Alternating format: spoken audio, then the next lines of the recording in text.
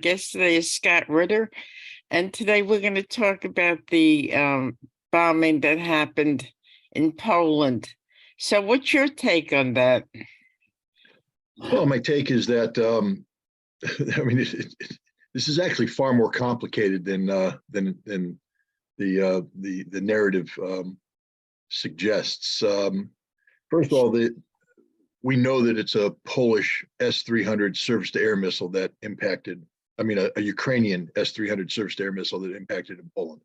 That's without dispute. And yet, and the other point I'll make is everybody knew that the moment it happened. Everybody knew that the moment it happened. The Poles knew it, the Latvians knew it, the Estonians knew it, the Lithuanians knew it. Why? Because they're all NATO members, and NATO tracks everything that occurs over Ukraine. Every missile launch, every plane that enters that airspace is tracked real time. So when that surface-to-air missile was launched, it was picked up by NATO sensors and tracked by NATO radar, tracked by NATO aircraft from the point of launch to the point of impact. So everybody knew in NATO. And yet, what happened? Immediately, the Polish, the Lithuanians, the Estonians, the Latvians are screaming that it was a Russian attack, and they were demanding that NATO invoke Article 4, which would be an emergency meeting where they discuss issues of national security interest among members. In this case, it would be these members talking about Ukraine and the threat posed by Russia, and they were seeking to extend NATO air defense coverage into Ukraine airspace, and even to impose a no-fly zone over Ukraine. This means war with Russia, plain and simple, war with Russia. So why would these nations, knowing that this was not a Russian missile, make this kind of action straight up? Why would they go this direction? It means that they were waiting for something. They were anticipating something. They were prepared for something. And that something was, of course, this missile that landed on Polish soil, which now takes us to part two of this. The Zelensky government has denied that this was a Ukrainian missile. They said straight up, it wasn't ours, even after all the evidence showed that it was a Ukrainian missile, even after President Biden called and said it was a Ukrainian missile. Why would Zelensky do this? Because he wasn't in the know, because he was told by his Air Force commander and his senior military commanders that we didn't do this. All of our missiles were fired against Russian incoming missiles. Now, how could they be so confident that this wasn't a mistake?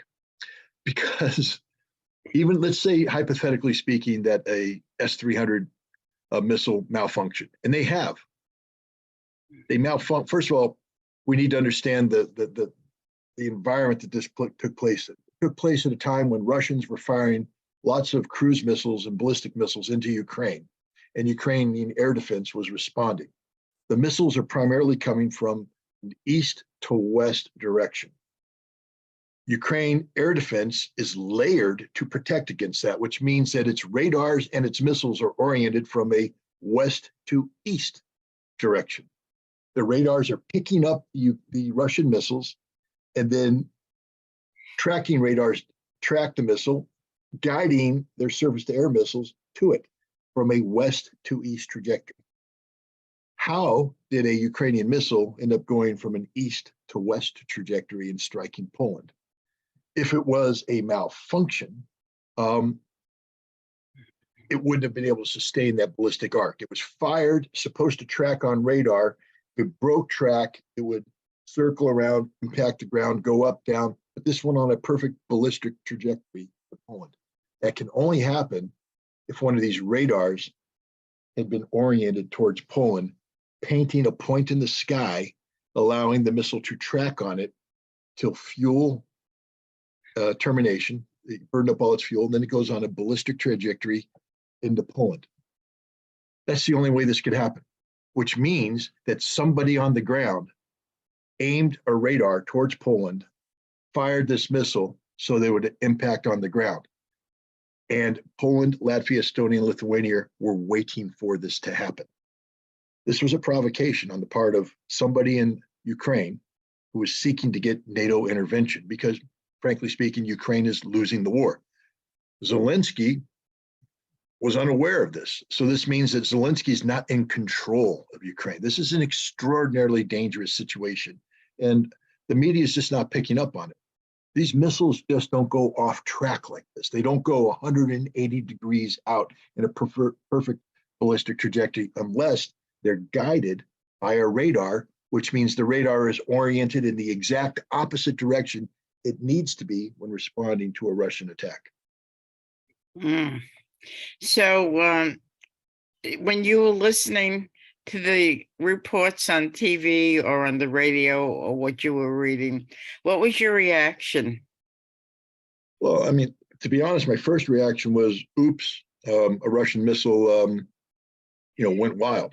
But then I'm thinking, the Russians are smarter than this. They would not fire, for instance, if you're going to strike a target near the Polish border, you're going to make sure that you are at the end of the range arc of this. You don't want, just in case there's a mistake that is made, just in case it's hit by a surface air missile and goes off track, or it malfunctions. You don't want to have it having the capability to go an extra 70 to 100 kilometers. The Russians are smarter than this. So the missiles that are going to come in, they're going to be fired at the very end of their range arc. So at their maximum range out, so there's no chance for in-depth penetration. That's just the smart thing to do. Or they're going to come in at an angle that takes them perpendicular to the Polish axis. So instead of coming in from a direct west to east trajectory, they might come in from a north to south trajectory or a south to north trajectory. But again, at the maximum range of their arc, so there's no deviation, no chance for this kind of mistake.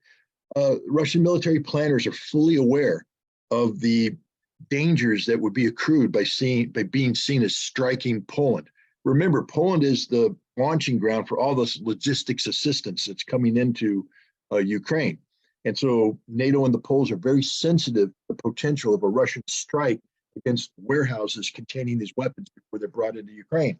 So Russia's not going to help feed this this paranoia by carrying out a strike that would allow a Russian missile the possibility of entering Polish space.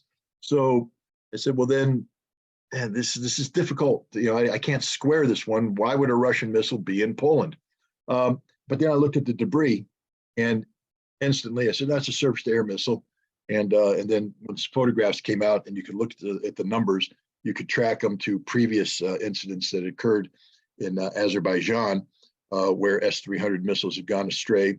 And you see the similarity in not only the markings, but in the construct. And there was an S-300 missile, and the Ukrainians are the only ones using S-300 missiles in that range arc, meaning the possibility to strike Poland, only Ukrainian S-300 missiles.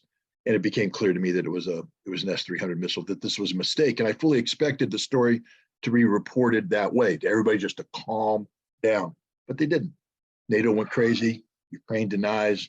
It's a weird situation. So, in our previous conversation, you had mentioned that we're 1 second away from doomsday. Are we closer than 1 second away? Or do you think because of this scare, we're more than 1 second away? No, I mean, we haven't learned anything. I mean, we still have NATO now, discussing not just, the potential of a no-fly zone or extending air defense, but now because of a Polish surface-to-air missile or Ukrainian surface-to-air missile landing in Poland, the European Union is considering calling Russia a state sponsor of terrorism. It's insane. So I continue to say that we are one mistake away from a nuclear conflict. And that mistake will, of course, be made by NATO, not by the Russians. And NATO is just apparently doing everything they can to create the possibility of such a mistake. Because what happens if this goes through? If you call Russia, if you create the legal foundation for labeling Russia a state sponsor of terror, not only are there economic consequences, but there's moral and legal obligations to deal with Russia. It creates a whole new framework of potential of conflict with Russia. And again, let me just make it clear. any NATO with conflict with Russia is going to end in a nuclear exchange that will terminate all life on the planet. So no, I mean, this is just NATO being stupid again. Literally, I mean, it's an organization that represents one of the greatest threats, not only to European security but global security, a threat to all mankind. And the sooner we can get rid of this organization, the better. When you say all, the whole world will be blown up, all life, are you saying everything in all the continents? Yes, if there's a general nuclear exchange between the United States and Russia, where thousands of high megatonnage, high kilotonnage warheads are exploded, the nuclear winter effect, combined with the spread of radiation, will, over the course of just a few months, kill everything. That seems so incomprehensible to me. The whole world will be destroyed. Well, Right. it will be destroyed. We knew this back in the 80s. Everybody knew it. That's why we were trying to get rid of nuclear weapons, but we somehow forgotten that nuclear weapons are, a global killer. Our populations have allowed themselves to be desensitized to the horror of nuclear conflict. Some even believe that there can be containable nuclear conflict, limited nuclear war. We can win a nuclear war because of their ignorance. But the fact is, if there's a general nuclear exchange between the United States and Russia, it will be the end of life, all human life on this planet. Do you think? Cockroaches will live, though. Cockroaches will live. Oh, terrific. Yeah. Do you think Zelensky is becoming more unhinged as this unfolds? Well, he's always been unhinged. We've just done a good job in the Western media to shape his narrative, shape his image, to control the insanity that is Zelensky and the Zelensky government. But this Polish missile crisis has shown that he's completely out of touch with reality. And it also shows the extent to which he is not the driver. He is a tool being used by other powers, by other players. And he's embarrassing the West right now. His behavior in regards to this has embarrassed the West. And I've said this before, and I'll say it again. I think his time as president is limited. I believe that the West is preparing the conditions to have him replaced. And I believe his replacement will come from within the Ukrainian defense establishment, more than likely the current chief of staff of the Ukrainian military. But we'll see. Zelensky came off as a man who's totally out of touch, out of control, not operating in the present reality, and capable of saying things that, you just don't contradict your largest supporters in public like you did.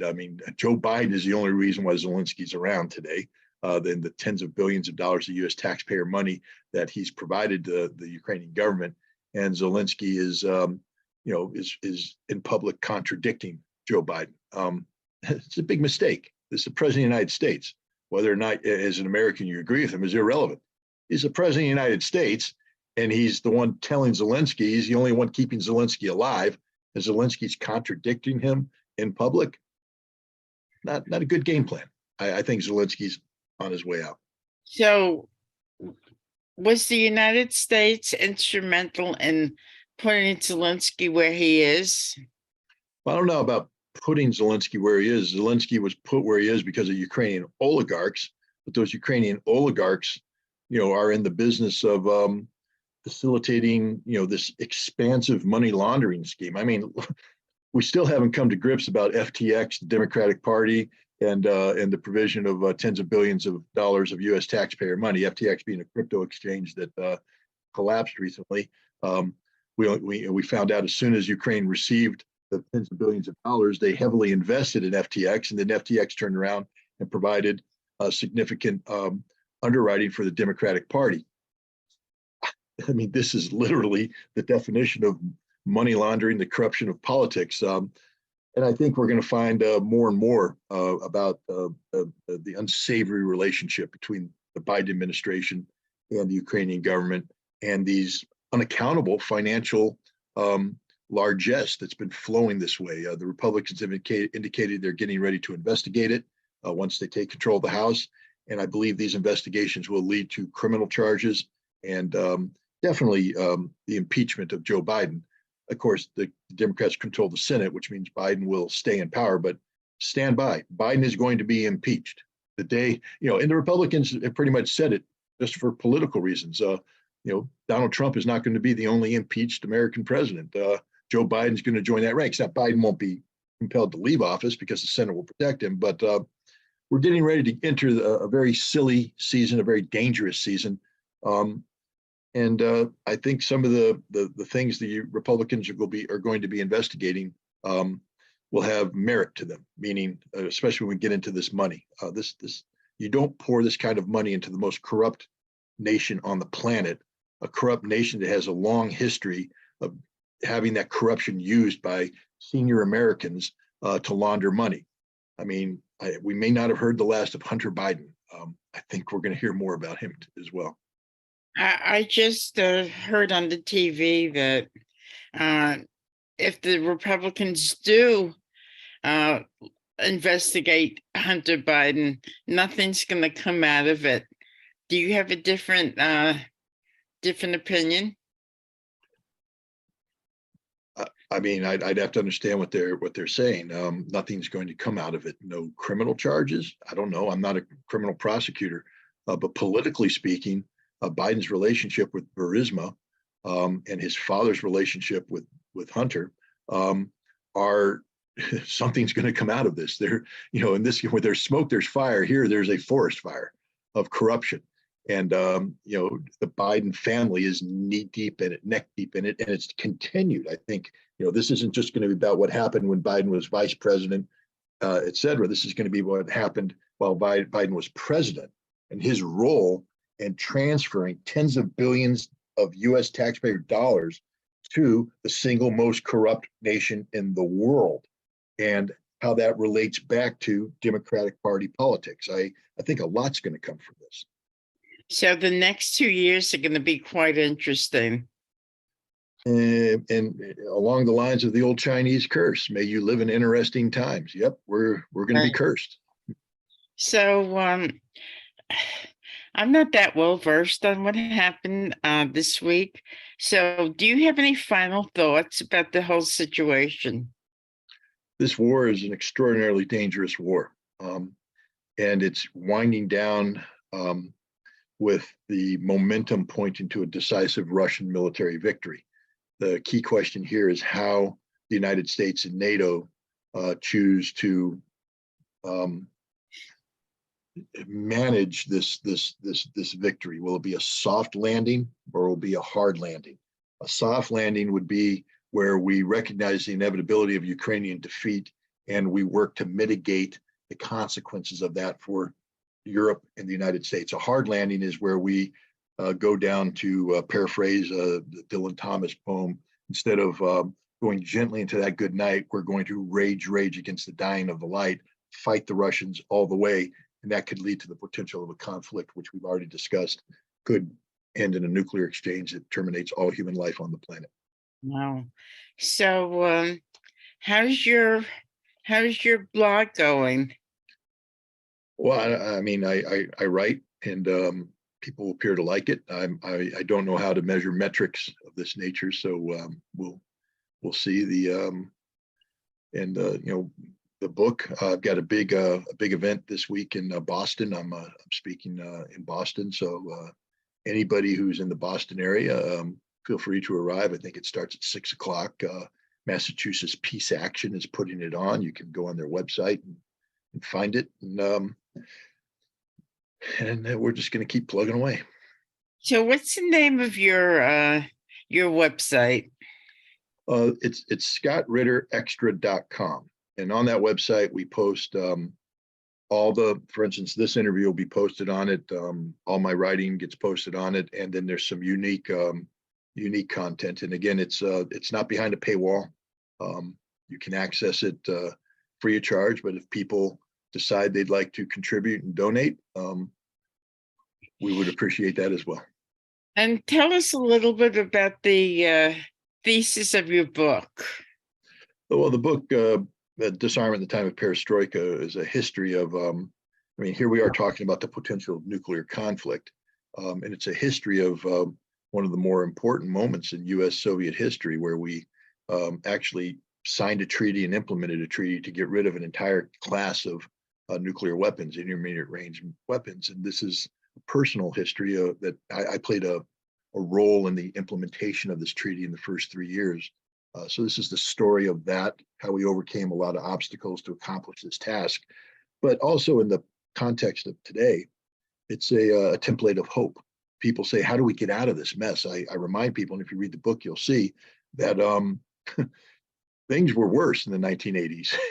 And yet we found a way to, through arms control, to create a cooperative environment that reduced tensions, eliminated a class of nuclear weapons, and promoted peace. And this is a template of hope that, one way we can get out of the current predicament is to return to the arms control table, negotiate a meaningful nuclear reduction treaty with the Russians, and once again begin working with them in a cooperative fashion, not to terminate all life on the planet, but to promote peace and security. I hope everybody buys your book. You've been listening to Scott Ritter. I'm Cynthia Pooler. This is Issues That Matter. And if you like this program, please subscribe to my YouTube page. Thank you. Have a great day. Thanks, Scott.